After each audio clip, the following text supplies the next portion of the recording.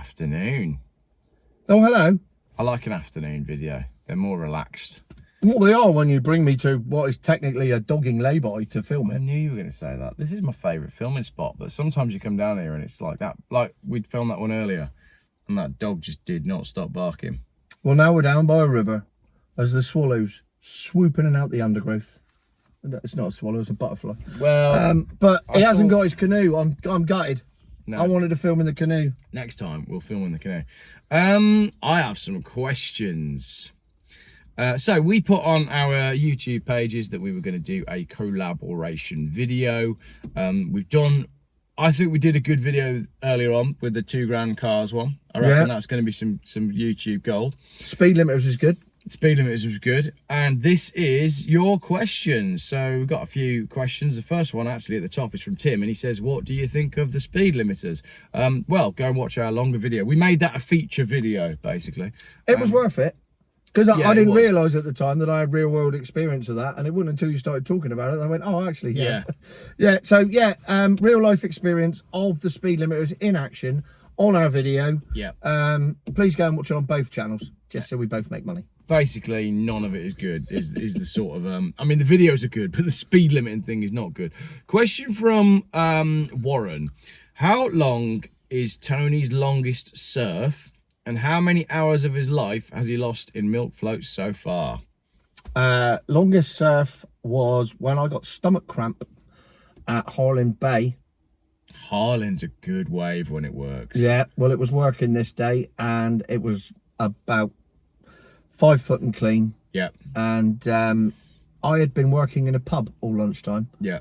And don't do this at home, kids. It's not big and it's not clever. I'd had about 6 points. Nice. And my mate picked me up and went, Harlyn's going off. I've got all your gear. So off I went. And I paddled out. And I caught a wave. And I got stomach cramp.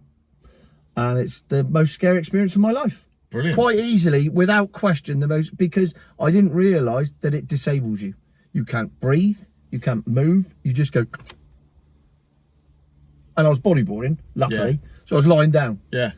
So I did that and waited for the wave to carry me in, and it felt like about a week before I got into the shore, and then it dumped me off just before the shore, and then I got slammed a few times, still couldn't breathe, still couldn't move, and then like some sort of discarded killer whale rolled onto the beach at Harlyn and lay there dying while my mates naturally just carried on surfing. Yeah. So that's by far and away the longest surf I've ever had, because it felt like weeks. Yeah. Second to that would be when I got slammed at Constantine and went in the tumble dryer.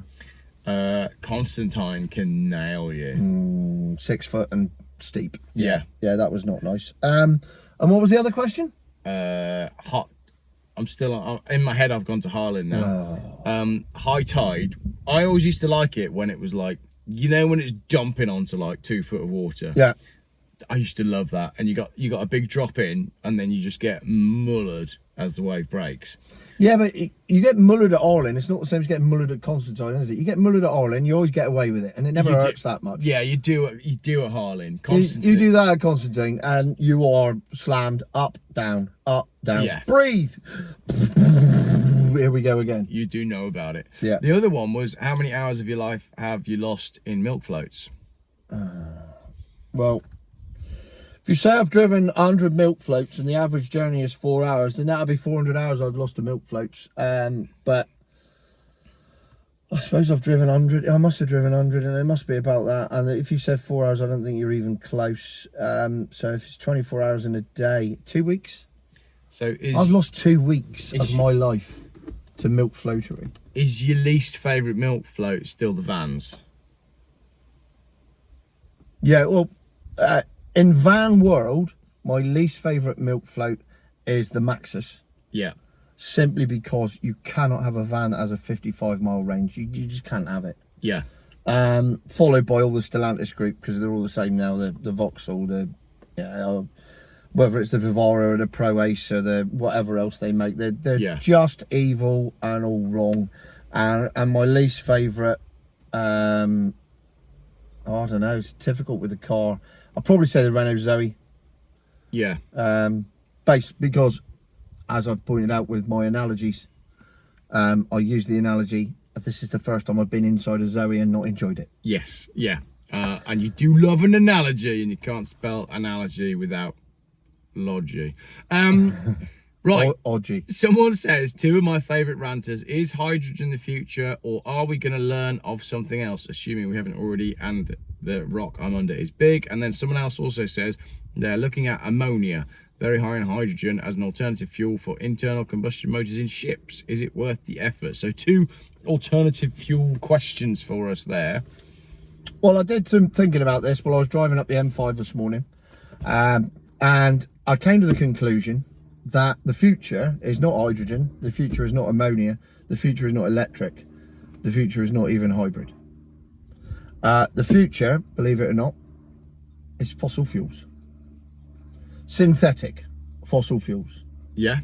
Where they're modified, and I know all the big manufacturers are already doing this. But I think that when they perfect it, so you end up with 0 emissions coming out the tailpipe, which I don't think is more than 12 months away. Yeah. And if they do that with diesel, then I think the status quo will return. Because I was driving along thinking, right, look around you. Look around, let's think about milk floats. 4% of them, of vans are milk floats. 96% are normal fuels. So, how does your food get to the supermarket? In a van or a lorry? A lorry. Diesel. But how does the food get out of the ground? With a tractor? Diesel. Then it goes into a diesel lorry. Yeah. Then it goes into another diesel lorry.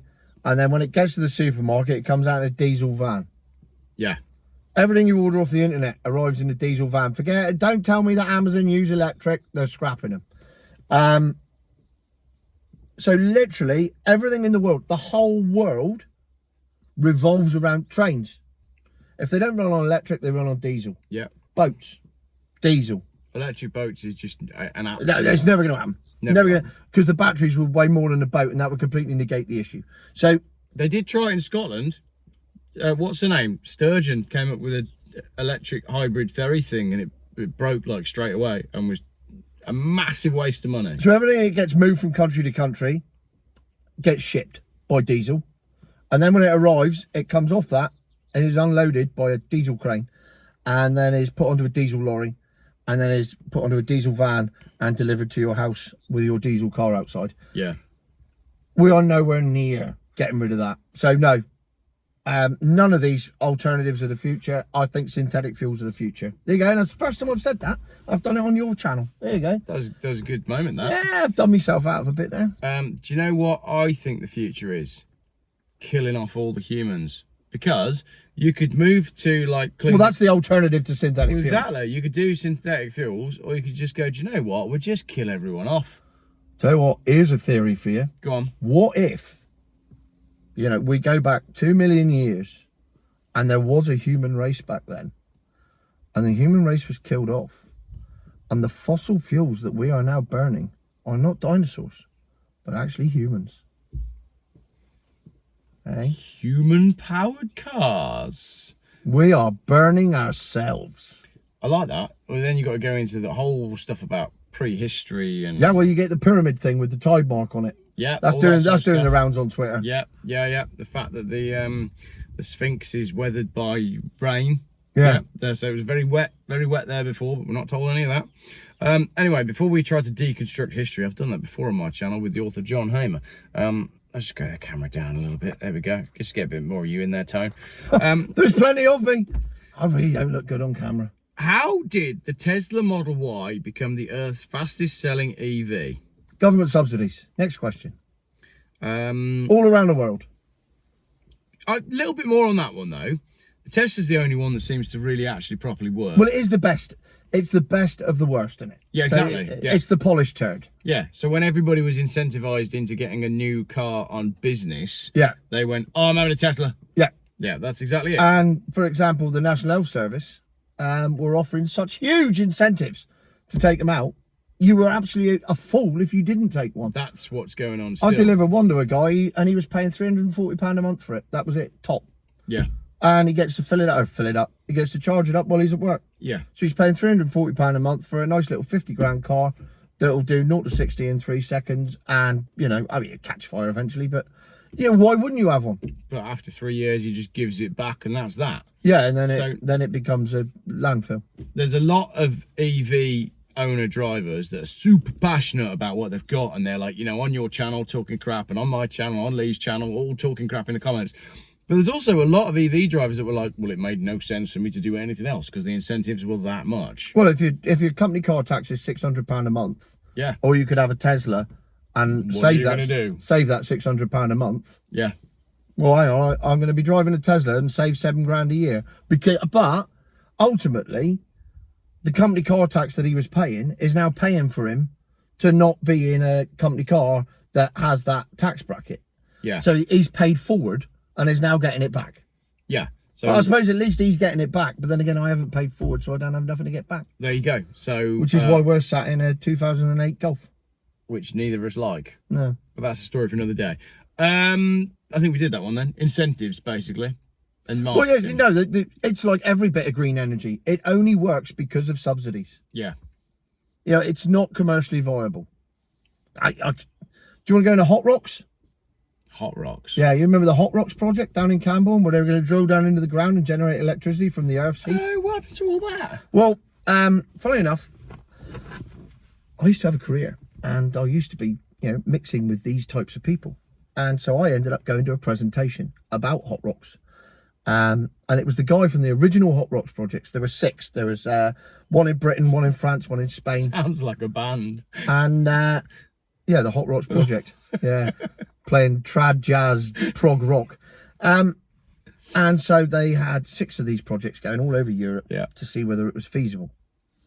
And so I sat and listened to this presentation. He said, then Mrs. Thatcher came along and went, no, this is a waste of money, and shut us down. And the French one ended up carrying it on. And now we've revitalised it in Britain for 2020. This has been 2019. And we're going to do it again. Eden Project are doing it. So obviously there's a load of grant money being thrown around somewhere and somebody scooped it up and said, we'll have a bit of that. So at the end of it, I said, right. I said, how does your project now differ from the French one? And he said, oh, no, it doesn't. It's exactly the same process as the French one used back in 90, whatever it was. I said, all right. I said, did the French one work? So no. I said, was it commercially viable? Well, no. So you're now doing exactly the same thing that you did 20 years ago because you got a whole new load of grant money and you already know that it won't work, but you're doing it anyway. And that, ladies and gentlemen, is why A, I no longer have a career, and B, green energy is bollocks. That's how the whole solar panel thing works, isn't it? Everything is financed by, and there's these vulture companies, and basically what they do is they see a pot of money, then they start up a company and get a project just to get that pot of money and grant money, whether that's making PPE because they've got somebody that knows how to fill in a form. Yeah, that's exactly it. These grant forms, I tried to fill one in once. Yeah. 48 pages of repetitive shit. It is literally, can you be psychologically damaged enough to sit and write the same thing over and over again? If you are that mind numb, you can do it. But if you are of normal, whatever normal is, well, anyway, I couldn't do it. Well, you know, in my previous life, I was mostly getting paid money for writing. And when you get bored of that and you go on, you know, and look for jobs, some of the writing jobs that are paid really well are bid writers, which is essentially that. Yeah. So it's quite lucrative to get paid good money to go and bid for contracts for stuff by doing all, it's all just a bit of a racket, isn't it? Yeah. Cool. Glad we did that one. Tell you what else is a racket. Tourism. Ian says tourism can be a double-edged sword for communities. What's Tony's feelings living in the Southwest? Touched on this a little bit in another video, didn't we? Look, it's simple. It's 40% of our income in Cornwall, so it's huge. We don't have mining anymore as such. There's a little bit of clay mining going on. There's someone playing at lithium mining. And if you take out civil service, tourism is the #1 earner in Cornwall. Well, I'm racking my brains to think of what. No, you won't. There's nothing that comes close to tourism. Yeah. And they'll say that, oh, you know, it's administrative and it's accountancy and whatever. It's not. It's tourism. Yeah. So we have to suck it up. And I spent my life in hospitality, so literally my job was to make money out of tourism. So I can't then turn around and say Yeah, but here's the thing. Tourism has now not become tourism. It's not people coming down for a week, staying in a caravan and going home. I can't afford to do that. Well, Penchu and Sands, just down the road from me, a week in August in a 6-berth caravan for 2 adults, 2 kids. By the time you've thrown the extras, you're nearly at £2,000. So tourism is expensive in Cornwall, which has made everything else expensive in Cornwall. But what Cornwall has become over the past 20 odd years, and yeah, the revolution was kickstarted by a certain celebrity chef, Mr. Stein. That's where it all started. We've become a lifestyle. We've become a destination for aspirational lifestyle people who come to Cornwall because they want to live the Cornish lifestyle. They love the laid back pace and they love the quirky locals like me. But what they want at the same time is everything to run as efficiently as it does in London. Yeah. Which doesn't happen. And then what we've ended up with is, thanks to lockdown, when people realised they could work from home, the prices went up by about 50%. And you cannot have house prices go up by 50% anywhere, but you certainly can't have it in somewhere where you've got the lowest wages in the world.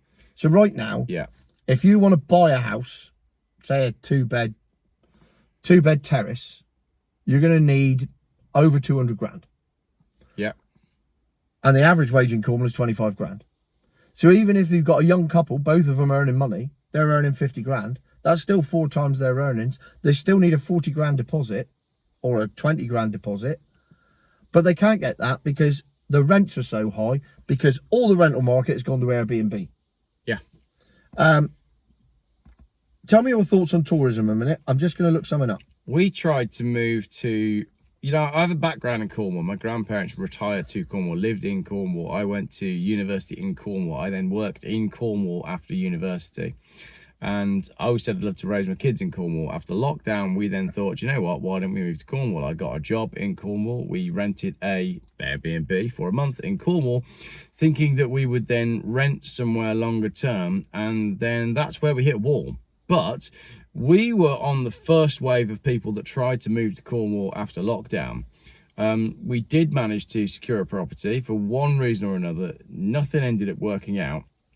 And I'm very glad it didn't, because what happened next is all those people that were on the first wave then went and signed 6-month agreements for the various properties that were available, to then find that 6 months later the landlord actually wanted to put the price up quite significantly. And at that point, renting in Cornwall was an utter joke. I remember a friend of mine who still lives in Cornwall shared something at one point, and there was something like 17 rental properties for the whole of Cornwall. Right, we haven't rehearsed this.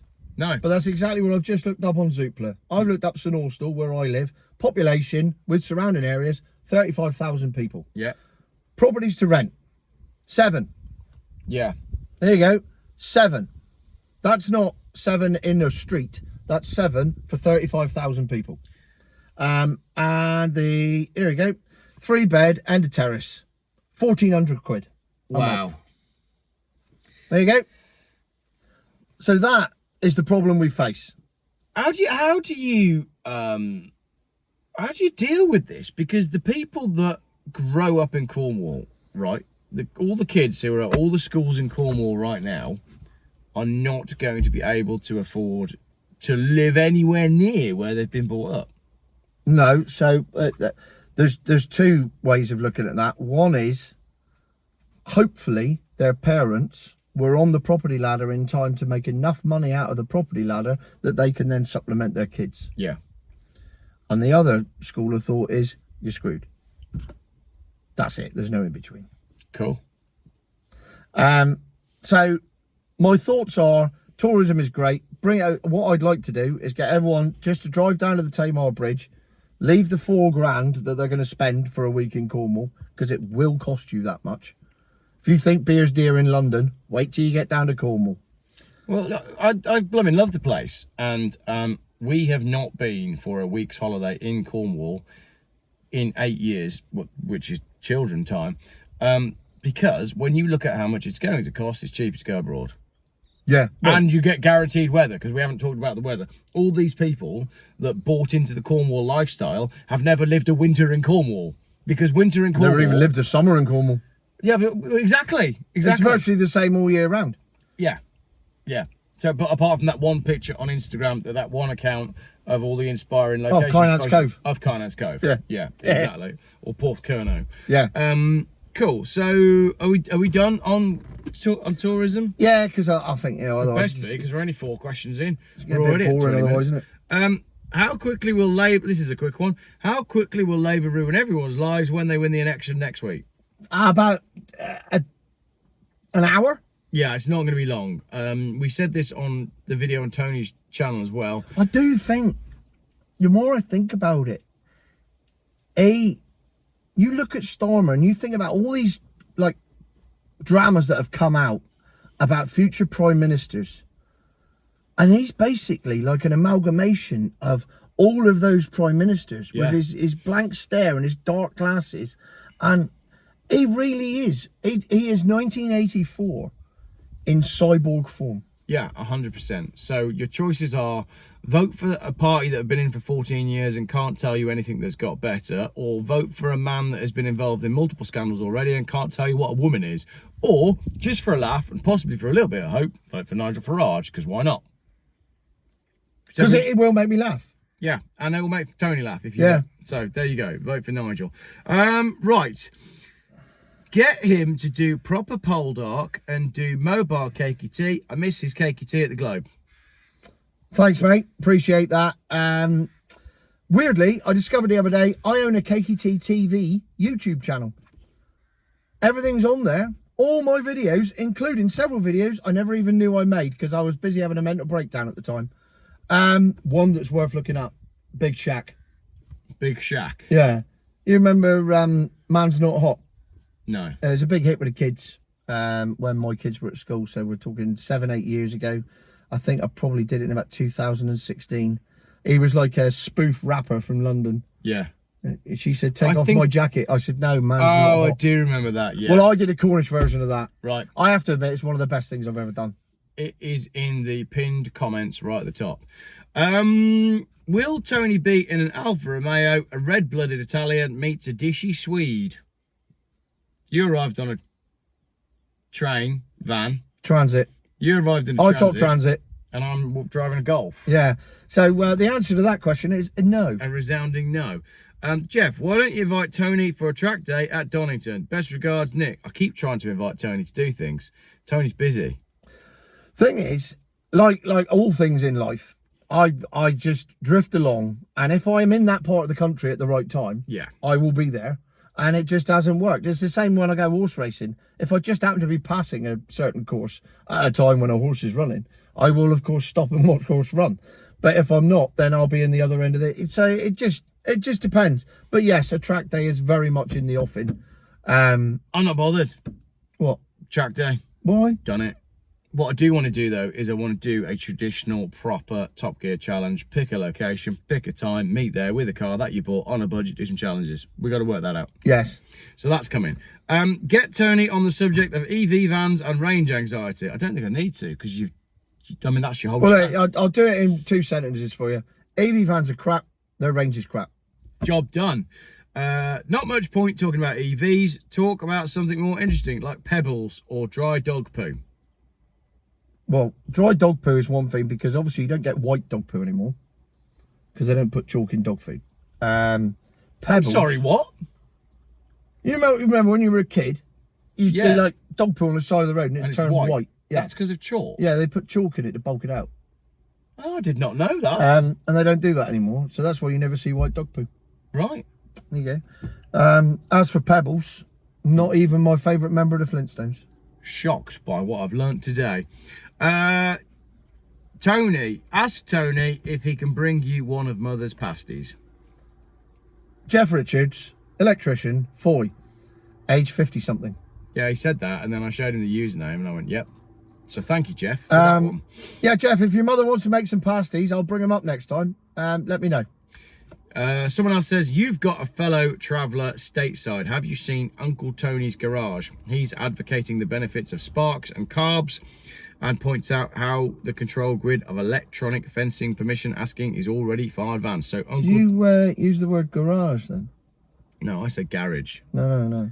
But I say garage because I never know what people expect me to say. Or garage, obviously. Well, I came from Birmingham, so it's garage. Yeah. Well, you just said Uncle Tony's garage. Right. Well, I'm doing that to show off for YouTube. It's a garage. So Uncle Tony's garage. I might get out of the car. In the USA, Uncle Tony's got a great channel. He's mentioned Geoff Buys Cars on the channel before. He's basically doing a real good job of telling it like it is. Excellent. I like my Uncle Tone. Kebabs, mint or chili, or both, and be a wild one. No mint, ever.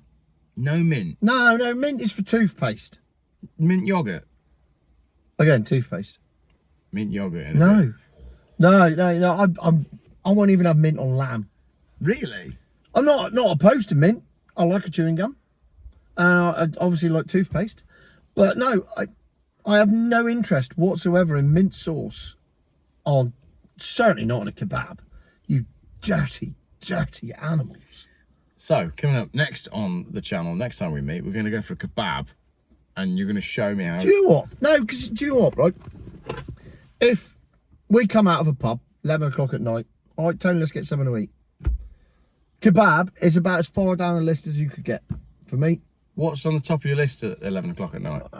It depends. Are we sitting down or standing up? Standing up. Burger. Burger? Yeah.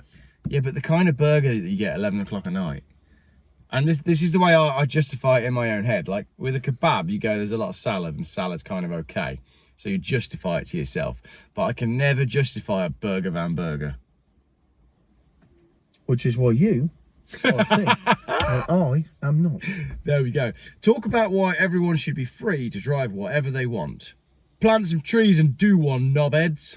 I think someone is talking to the authorities when they say plant some trees and do one, knobheads. But yeah, everyone should be free to drive whatever they want, wherever they want, whenever they want. Yes, but this is 2024. Yeah. And whilst we all think that, there's a cult somewhere in Davos that think the complete opposite. Yeah. And until everybody realises that and turns off their tellies and stops watching mainstream media, then we're doomed. See? That's the second video we've ended on the same note. Is that the last one? No. No, quick, ask another question. We can't finish on a sour note again. No, that is the last one. Because my other note there is about 5 things that make you happy. Quick, find a new question. I must have one that I scribbled out. We've done 2 grand cars. We've done... First time you got arrested. Oh, yeah, let's do that one. All right, you go first. I've never been arrested. But I have been pulled over for speeding. And was going quite fast. Well, the first time I ever got stopped for speeding, yeah, that was speeding, was on a Friday night in 1990. Yeah. How old were you then? 4. Wonderful. And I was on a Kawasaki KMX 125. Yeah. And I was doing 51 in a 30. Right. And the first time I ever got arrested wasn't for many more years, and I got arrested for breaking and entering into my girlfriend's shop by kicking the panel at the bottom of the door in. He was looking for mint sauce. No, I did actually buy something, and I watched the CCTV back, and when I got through the door I was on all fours. Yeah. And I'd like to point out I was very drunk, and I ended up crawling Tom Cruise style, because I was convinced that there were lasers. Brilliant. And then I stood up and set them all off. Yeah. And I got a can of Diet Coke out of the fridge. Yeah. I went to the till, and it was 50p for the Coke. So Yeah. I put £1 in, and I took me 50p change, and then I went out the shop and I put the board back in, and then I walked off, and I got about a quarter of a mile down the road, and this police car came herring round. And it was pissing down with rain. It was 2 o'clock in the morning. I was freezing cold. And they just stopped, all lights flashing down. And they went, "Are you Tony Goodman?" I thought, well, if I say no, are you going to go away? Yeah. Went, yeah. You're under arrest. And I literally went, "Get in!" And they went, "What's the strange reaction?" I said, "Well, I'm really cold and wet, and I know that you're going to take me somewhere warm, so I'm really happy. And I just held my hands out, and they went, we're not going to cuff you. You're clearly not like going to resist arrest. I was, no, I just want to get in the car. So we went back to St Austell, and they don't have cells in St Austell. We had to go to Newquay. So I swear this is exactly how it happened. They said, we're going to have to transfer you to the riot van because it's got a cell in the back. And then somebody else is going to take you to Newquay. So I said, okay. So they said, just get out the car. We'll go in and get the keys to the riot van, and then we'll come out. So you just hang on here. And they left me, stood in the car park. Yeah. And this was clearly my cue to leave. Yeah. So we can't be dealing with him. This bloke is that drunk. He's really done nothing wrong. We just want him to go away because we can't be dealing with the paperwork. Yeah. But I was that drunk. I just stood there. And they came out and they went, are you still here? So then they put me in the back of this riot van, and there's a little boy, he's about 20, and he's in there. And they sit me opposite him. And honestly, the police protocols were out the window because he's handcuffed. I'm not. Yeah. But they sat me, they let me sit in the back with him, and I thought, well, this is mental. So I'm sat there. I said, what are you doing here? Oh, I didn't do nothing. Well, you clearly did, because you're in handcuffs. And then apparently I lectured him all the way to Newquay on the error of his ways and how, you know, he was 20 and he had a girlfriend, he had a little baby, and he should know better. Bearing in mind, I've been arrested myself. You're in the police. I've took the moral high ground, yeah. And I lectured him all the way to Newquay, and then and actually this story goes on for about another week. It's a brilliant anecdote, and I'll tell the whole thing once on camera, but not today because we're already half an hour in. How many times have you been arrested? 2. 2. 3. 2. And the second one, that's a whole video on itself. Police corruption with the CPS of the highest order. Oh, we had a little chat about this when we went for beers in Worcester last time you were up here. Yeah. So got chased around the car park of the court by paparazzi. Yeah, this is a whole new story. Literally, a photographer on a motorbike chasing me around the car park. Amazing. Yeah. Claim to fame. Yeah. Yeah. So there you go then. That is Tony's colourful to be continued past. I'm in shock. I feel like I'm sat in the car with a career criminal. What? I've got a criminal record. If you call a 2-year conditional discharge. Dude, I think we did all that chat. Yeah, I remember you saying about all that. It was a bit of a nightmare. I got an interesting one. I lost a wallet last year with some cash in it, right?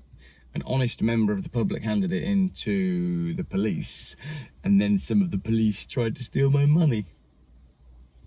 That's a story for another day as well. Yeah. So, yeah. There you go. Tone and Geoff on police corruption. Yeah. Tune in next week to Tone Geoff. Tone Geoff. Yeah, Tone Geoff. That's the name of the new podcast. And next week, we ain't going to be in a golf because they're boring. We're not going to be in a golf, in a dog in lay-by a river. But now we're going for a kebab. See you later.